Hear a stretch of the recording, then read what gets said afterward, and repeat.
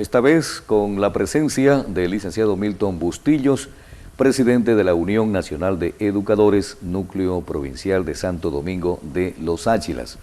Hemos invitado al licenciado Bustillos toda vez de que esta semana, precisamente, se designó a los nuevos directores distritales de educación, 2 en Santo Domingo, 1 en La Concordia.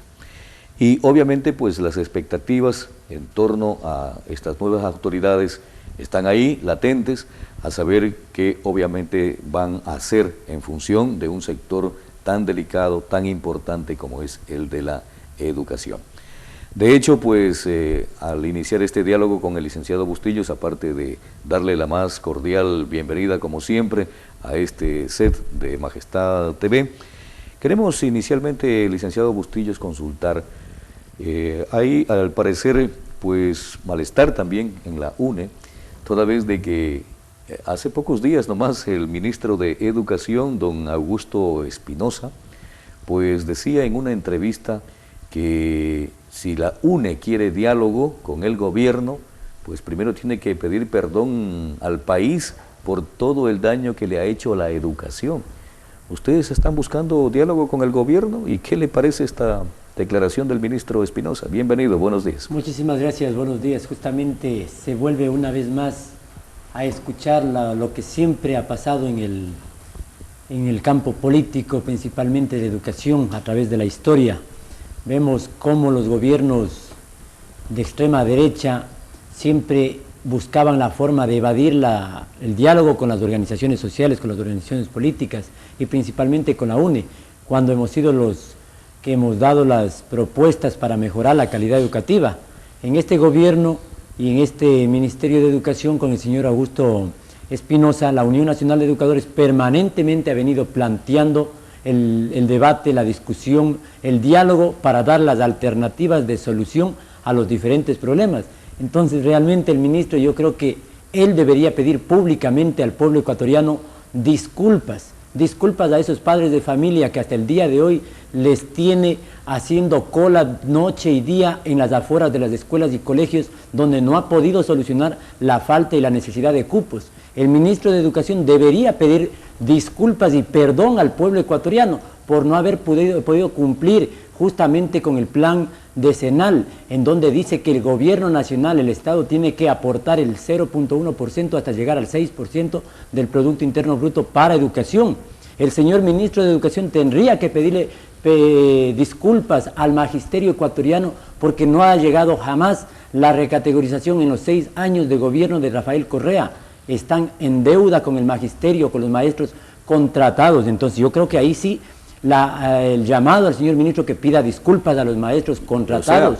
O sea, licenciado Bustillos, ¿ustedes no se sienten aludidos cuando dice el ministro Espinosa de que deben pedir disculpas por el daño que le han hecho a la educación? Claro, realmente nosotros lo que hemos hecho por el pueblo ecuatoriano, por los maestros, por los jóvenes estudiantes, es defender principalmente ese derecho a la libertad de educación gratuita, laica y de calidad. Nosotros hemos defendido, vean, los gobiernos, cuando recuerdo yo, estuvo de presidente de la UNE el compañero Terán, presidente de la UNE Nacional, querían prácticamente terminar con el laicismo, dejado por Eloy Alfaro, querían implantar las 2 horas de religión. Entonces ahí la Unión Nacional de Educadores dijo eso, no podemos permitirlo, porque el joven estudiante, el niño, el adolescente tiene derecho a que se respete su credo, a que se respete su ideología política, su forma de pensar. Se logró rescatar justamente y que siga vigente el laicismo. Por lo tanto, nosotros no tenemos por qué pedir disculpas al pueblo ecuatoriano. Más bien, tienen que pedirnos disculpas realmente los que no han querido escuchar las propuestas de nuestra organización. Miren, ahí vemos, por ejemplo, cómo el ministro de Educación, en los últimos tiempos, el Ministerio de Educación ha venido implantando algunas cosas en contra del pueblo ecuatoriano. El señor ministro en estos momentos tendría que pedirle disculpas a los jóvenes estudiantes del país y de la provincia cuando dice y les amenaza regresando a las viejas prácticas del conductismo, estímulo-respuesta, donde dice, cuidado los jóvenes que salgan a protestar contra el Yasuní, porque les vamos a quitar el cupo. Eso sí tendría que pedir disculpas hasta los propios padres de familia, porque les están negando la posibilidad de pensar diferente, de expresar sus puntos de vista porque no puede exigir, pues por más ministro, por más presidente, de que los jóvenes estudiantes, el pueblo ecuatoriano piense igualito como las autoridades de educación, como el gobierno nacional. Nosotros tenemos que tener libertad de pensar distinto, de discrepar y de dar sugerencias inclusive. Entonces ahí sí el señor ministro tendría, y por eso escuchaba yo que ahora dice que si es que es en horas laborables, ha dicho él, en horas laborables o no laborables, él tiene que pedir disculpas a los jóvenes porque les agredió, y agredió la memoria de Juan Montalvo, cuando justamente el maestro de maestros ha dicho, ay de aquella juventud que no haga temblar al tirano. Entonces, ¿qué queremos? ¿Tener una juventud sumisa cuando vemos que hay cosas incoherentes para ellos, cuando estamos viendo el maltrato a los jóvenes estudiantes, cuando no se les permite dar una educación de calidad desde los 0 años, y hoy apenas estamos en la mayoría de escuelas y colegios, estamos recién iniciando con la educación inicial de 4 años? ¿Dónde quedan los derechos de los niños de 3 años, de los de 2 años, de 1 año, de 0 años? Entonces yo creo que ahí sí el ministro se equivocó y tendría que él justamente decir hasta cuándo va a solucionar los problemas de la crisis educativa que sigue viviendo el Ecuador. Y la Unión Nacional de Educadores, como entidad gremial que agrupa precisamente a los maestros, ¿se siente en libertad? ¿Cree que todavía puede como organización mantenerse viva?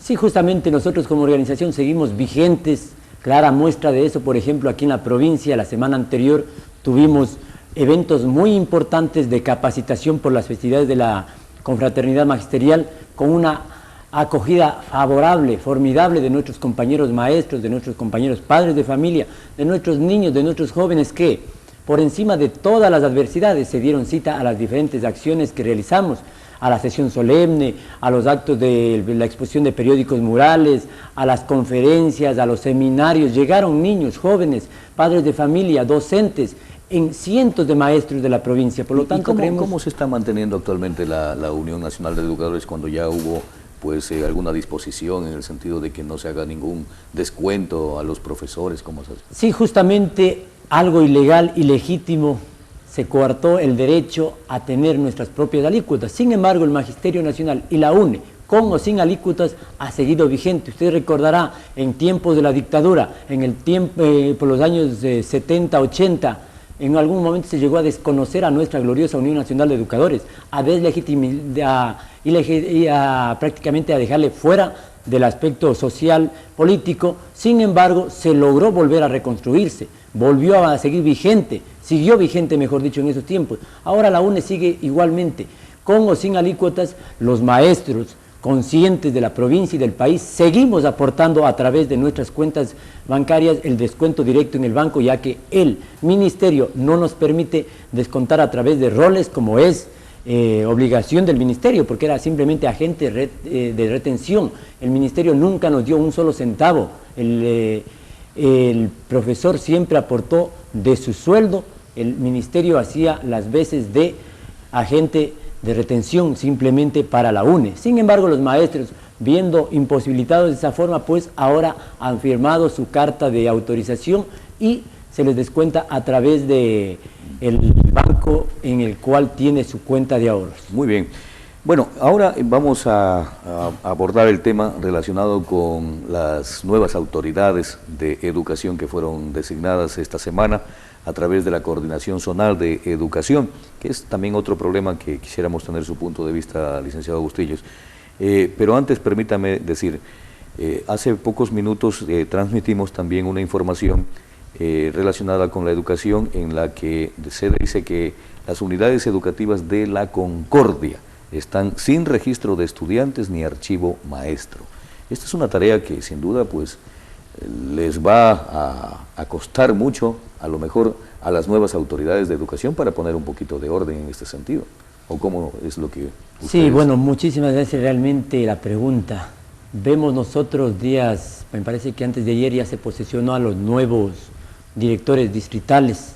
Nosotros decíamos desde un comienzo, cuando elaboraron los famosos especialistas técnicos del Ministerio de Educación, a la cabeza la ex ministra Gloria Vidal, un reglamento a la ley de educación, un reglamento que realmente no tiene coherencia con lo que queremos.